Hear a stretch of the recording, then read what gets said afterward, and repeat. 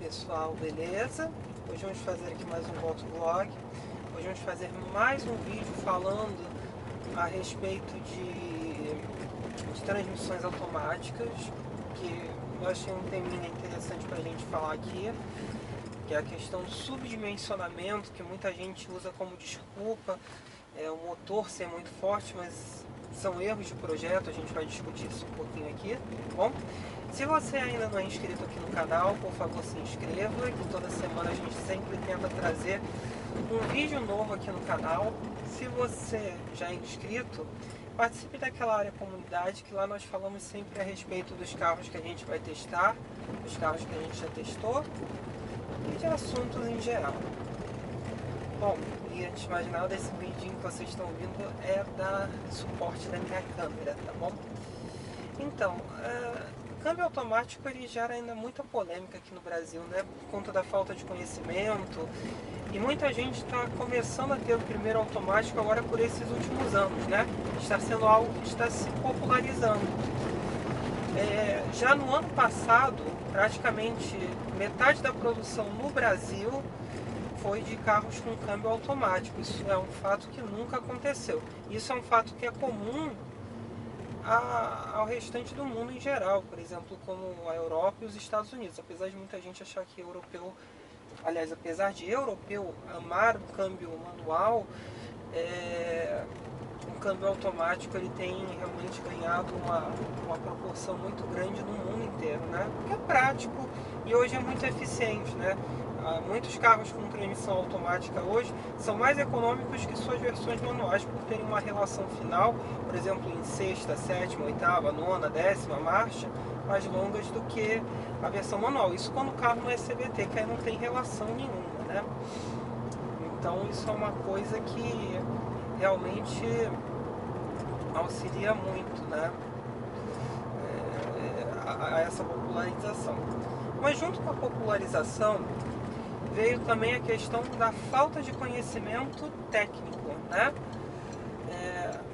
E a gente falando aqui em termos de Brasil, eu tenho que abrir, tá, gente? Que ali é um recuo pra gente aguardar para poder fazer essa travessia. Aqui, gente, antes de mais nada, eu talvez não vou ficar tão retinho, tá? Às vezes eu vou andar no meio da pista, mas eu tô vendo o que tá acontecendo, porque aqui é uma estrada com muito buraco. Entenderam? Então assim, então muita gente me questiona, aliás, então o brasileiro em si, né, geralmente ele não gosta de ganhar conhecimento técnico, ele tem a mania de achar que aquilo que ele aprendeu serve ad eterno, que as coisas não mudam. Mesmo a gente pode dizer em termos de mecânica, né, e não apenas em mecânica, suspensão e a bendita transmissão automática. Tanto que se você volta às décadas de 70, 80, 90, você simplesmente não achava alguém que pudesse fazer a manutenção de uma transmissão automática. Daí um dos grandes preconceitos, né, com a transmissão automática, né, da sua dificuldade de conserto. Ela não tem grandes mistérios na hora de você fazer a manutenção, é simplesmente você manter uma troca de óleo. Mas nem os manuais informam até hoje, e nem havia o próprio óleo, era uma coisa muito complicada para você manter esse tipo de carro antigamente. Mas enfim, chegamos ao dia de hoje, a transmissão automática se popularizou, graças a Deus, porque é um conforto muito grande, se tornou mais eficiente. Só que em alguns carros, ainda hoje, existem problemas de muita gente achar, por exemplo, que você não pode acelerar muito um determinado carro, porque você vai acabar destruindo o câmbio do carro. Então o que acontece? Se isso acontece, independente do carro que seja, ou da marca que seja, o câmbio foi subdimensionado para o carro. O motor ele foi projetado para uma determinada potência, um pico de torque, então a caixa ela tem que estar adequada a isso. Uma coisa é você modificar o carro e você querer que o carro mantenha na mesma transmissão que foi dimensionada para uma potência, um torque, aguentar algo muito superior. Outra coisa é vir de fábrica assim, o que é bastante errado, certo? Então, isso é um assunto bastante polêmico. Eu vejo muito isso, por exemplo, nos câmbios da Captiva V6, do Ford Fusion V6, né, que são carros que têm uma potência bastante alta, né, quando comparado à maioria. Estamos falando de carros de 240, 268 cavalos, e que sofrem muito com problemas de transmissão automática. O Fusion tem um pormenor extra que é o diferencial dele, né, porque a maior parte dos Fusions com motor V6, ele tem tração all-wheel drive, né, que é a tração integral, né, nas 4 rodas. A Captiva também é a mesma coisa. Então a mistura dos dois consegue piorar mais ainda a durabilidade, a confiabilidade da caixa de marchas, que exige um esforço maior, e aquilo foi mal adaptado. Por acaso são dois carros da mesma época. O que isso denota? Bom, primeiro que a caixa do Fusion V6 é a mesma do 2.5. O 2.5 é um carro que tem aí em torno dos seus 170 cavalos, em torno de 23 kg de torque, né? O V6 ele tem em torno de 31 kg de torque e 240 cavalos, é uma diferença de 70 cavalos a mais, e ainda com uma diferença considerável de torque, quase 8 kg a mais de torque, né? E a caixa ela não está dimensionada, ela foi dimensionada pensada no motor 2.500, não no motor 3.000. Então o que acontece? Aí muita gente vai mandar assim vídeos, tem vídeos aqui no YouTube pra caramba falando assim: não, o Fusion V6 é bom, eu não estou julgando o carro, tá? Tô querendo usar isso como base pra gente poder ter a explicação, né? O Fusion V6 é um carro bom, só que ele não pode ser acelerado, ele não pode andar em regimes altos. Se ele não pode andar em regimes altos, isso demonstra que o câmbio foi subdimensionado. Por quê? Por exemplo, provavelmente o Fusion ele vai ter o pico de torque dele ali por volta dos seus 4.000 RPM, normal, né? Um motor multiválvulas, 24 válvulas, né? Uma coisa natural, um pico alto. Então, por exemplo, nas rotações de uso dele naturais, que vão ser ali por volta dos seus 2.000, 2.500 RPM, ele não está entregando aquele torque todo, né? Então por isso que ele gera um desgaste menor na transmissão, que é subdimensionada. Aquele torque que ele está gerando a 2.000, 2.500, geralmente vai ser quase que a equivalência do pico de torque do motor 2.5 de 4 cilindros, né? Muito menor, né? E com isso, realmente ele gera menor desgaste. Mas por que ele foi subdimensionado? O carro não foi feito só para andar a 1.000, 2.000 RPM, foi feito para andar a 6.000, a 4.000, certo? Se o motor tem aquela potência, se ele tem aquele torque, aquilo foi feito para usar, aquilo não está ali de enfeite. E, por exemplo, se você precisa rebocar alguma coisa, se você vai com um carro pesado, naturalmente você vai exigir mais do motor. Então, isso demonstra, novamente, o subdimensionamento do sistema de transmissão, no caso do Fusion, né? Aqui, aí o que acontece? Além do projeto mesmo, do desenho, do câmbio, né, ser mal feito, ele tem um radiador de óleo. O sistema que passa as tubulações do óleo dele, ela fica na ponta da grade do carro.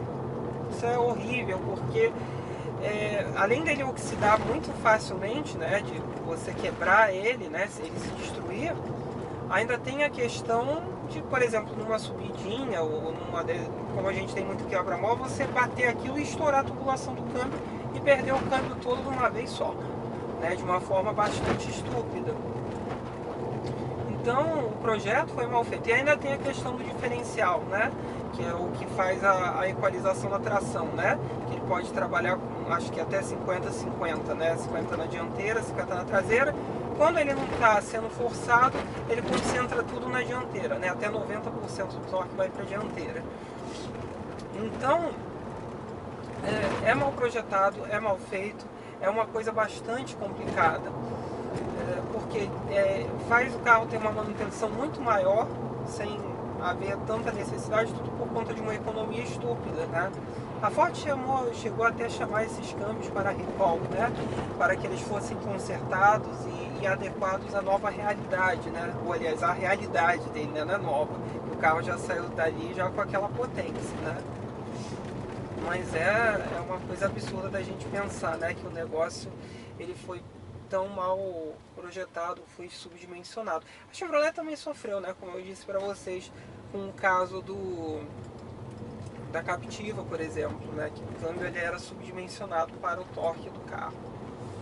Então, quando você escuta isso, e o câmbio ele não foi feito para aguentar altas rotações, não, você já sabe que tem coisa bem errada aí. É que ele está mal calibrado quando comparado ao carro. Por exemplo, esse carro daqui, o torque dele ocorre a 1.400 RPM até os 4.000, ou seja, ele tem que aguentar esses 24,5 kg de torque durante todo esse pico. E ainda tem um overbooster, que é uma coisa que eu ainda não comentei, né? Que quando você dá o clique no final do acelerador, durante, eu acho que as 2.500 rotações a 3.500 rotações, ele faz um overbooster de 26,5 kg de torque por alguns instantes. Então o câmbio tem que estar preparado para isso. Uma coisa é você modificar o carro, chipar o carro. Por exemplo, esse carro tem uns 24,5 kg de fábrica, né? Aí você chipa o carro, ele vai ficar com 30 kg. Essa transmissão não foi feita para isso, né? Ela está adequada até um determinado limite. Ela tem um limitezinho sim, eu acredito que vai até os 28 kg de torque. Essa transmissão AISI AT6. Mas não é, por exemplo, para 30 kg. Então, se você botar os 30 kg empurrando ali do motor para ela vai durar muito menos e vai acabar destruindo o sistema de transmissão do carro. E sistema de transmissão é uma manutenção muito alta, tá? Para quem não sabe.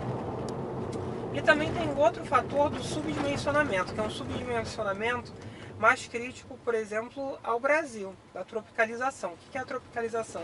É você adequar algum tipo de sistema, por exemplo, a questão da temperatura ou a questão do nosso asfalto lunar meteórico. Então, por exemplo, a questão da temperatura, isso foi um fato muito polêmico que ocorreu há alguns anos atrás.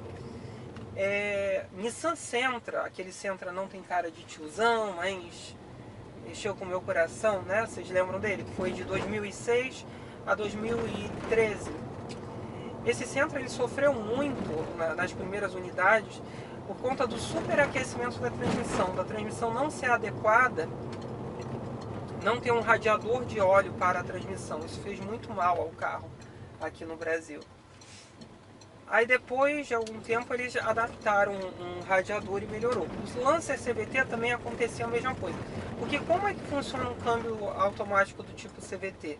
Ele precisa trabalhar em alta rotação, ele faz a relação mais curta possível quando você dá o kickdown nele, né?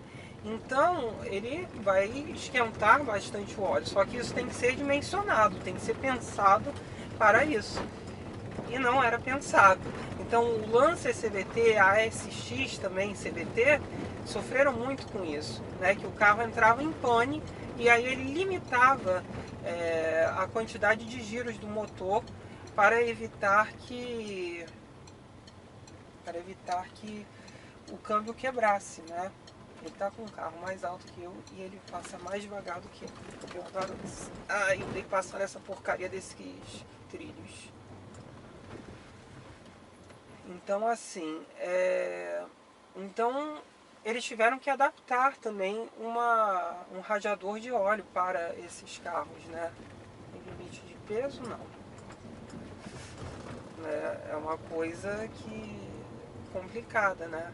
Eles esperaram dar problema para botarem a peça para fazer a substituição, que é uma coisa bastante absurda, né? Aí, e também tem a questão da tropicalização. Aí a gente não está falando apenas da questão da temperatura, e sim da vibração que o nosso solo causa. Que não apenas por conta dos buracos, mas aqui a gente tem muitas cidades que são de paralelepípedo, por exemplo, né? Então você tem que ter câmbios, aí não apenas câmbios, né? Motores, calços que eles são mais resistentes aqui no Brasil, não apenas pela questão dos buracos, tá, gente? Mas por todas essas questões. Então o que acontece? O Golf 7 sofreu demais, né? E os Audis com transmissão automatizada de dupla embreagem de 7 velocidades, porque eram caixas que funcionavam a seco, né? Elas não tinham óleo, então gerava uma vibração muito grande e fazia o câmbio ter problemas por conta disso, um desgaste acima do tolerável e natural. Então, o que começou a ocorrer? Muita gente reclamando. Claro que muita gente também fez chipinho, fez trabalhinho no motor. Isso é legal de você fazer, isso não está nada errado. O câmbio ele até tem algum limite para isso. Mas ele tem um limite, como eu disse, né? E principalmente de torque, não é nem tanto relacionado à potência, mas principalmente ao torque. Então começou a haver um desgaste. Olha aí, ó, um Up Azul Night, cor linda. Começou a haver um desgaste muito grande, né? Por conta do excesso de torque, as transmissões começaram a ter problemas, né? Começaram a dar muitos problemas. Além dos clássicos problemas de barulho, né? Porque por conta da vibração que o solo causa na transmissão, né? Começa a se bater lá por dentro e começa a haver também de peças se moverem sem haver a necessidade, não, sem poder isso ocorrer, né? Haver um deslocamento ruim para as peças, né? Ele não sabe para onde ele vai. Esse carro é de Niterói, no Rio. Então, assim, é uma coisa bastante complicada, né? É algo que deveria ser melhor pensado, né? Ou melhor tropicalizado. Mas também tem essa questão, como eu ia dizendo a vocês, né? Da mesma forma que a questão do... eu ultrapassei esse cara. A questão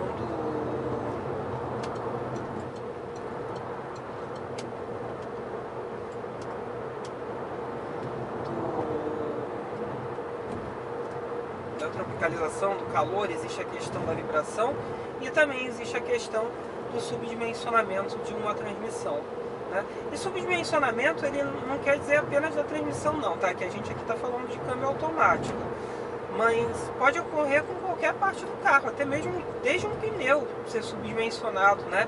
Às vezes o carro tem um desempenho, a gente está vendo um Up agora, né? Aquele pneu salsichinha ali bom, porque passa em buraco tranquilo, perfil alto, ele não condiz com o desempenho do carro, é subdimensionado, né? Ou então às vezes uma peça de suspensão, um curso de amortecedor, como acontece com o HB20, né? Os amortecedores traseiros sempre sofreram muito, eles têm uma queda muito rápida, né? É subdimensionado, não é programado para o carro. Carros que são superdimensionados, né? O que é um carro superdimensionado? Eles geralmente são importados, né? Porque eles têm que lidar com mercados mais variados. O Fusion e a Captiva foram exceções, né? Que eles são específicos para o mercado americano. Mas você pega, por exemplo, o Ômega australiano, né? É um carro que ele tinha tudo superdimensionado. Os carros australianos têm isso muito consigo, né? Porque eles rodam em questões de trânsito e de estradas muito ruins, né? Não é que sejam ruins de ter vibração excessiva, mas de ambientes extremamente rígidos, né? Em termos de temperatura, em termos disso tudo. Então, como eles andam nisso, né? Eles têm que receber um reforço, né, estrutural muito grande para poder rodar com bastante tranquilidade, né?